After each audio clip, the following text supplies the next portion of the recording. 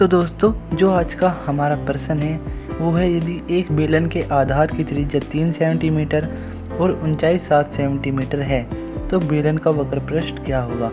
जैसा कि हम सब जानते हैं, बेलन के वक्र पृष्ठ का फॉर्मूला होता है 2πr/h और हम इस वीडियो में उसी सूत्र की सहायता से इस प्रश्न को हल करेंगे।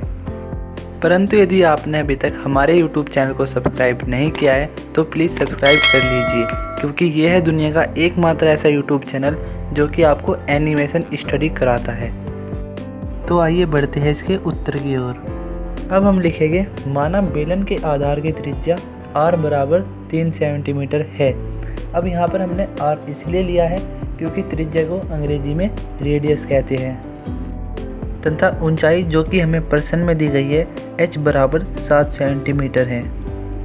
इन दोनों चीज़ों को लिखने के बाद अब आपको लिखना है बेलन का वक्र पृष्ठ 2πr/h।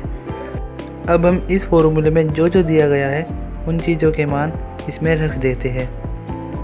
तो मान रखने के बाद 2 गुना 22/7 जो कि पाई की वैल्यू है गुना 3 गुना 7। अब यहाँ पर कुछ लोग कहेंगे कि पाई की वैल्यू आपने 22/7 ही क्यों रखी, जबकि 3.14 भी पाई की वैल्यू होती है। तो ये जो नॉर्मल प्रश्न है, हमको इनमें 22/7 ही लिखना चाहिए। यदि कभी ऐसी आवश्यकता पड़ती है कि पाई का मान 3/14 रखना पड़े तो वो आपको स्पेशल प्रश्न में ही लिखा होता है, चाहे वो आपके क्वेश्चन पेपर भी क्यों ना हो। उसमें साफ साफ लिखा रहता है कि पाई = 3.14 ही रखें। यदि आप 22/7 वहाँ पर रखते हैं तो आपका आंसर गलत होगा। यहाँ पर 7 के 7 से कटने पर दोनों 7 ख़त्म हो गए और 22 गुना 2 बराबर 44, और अब हमारे पास बचा है 44 गुना 3 = 132 सेंटीमीटर स्क्वायर।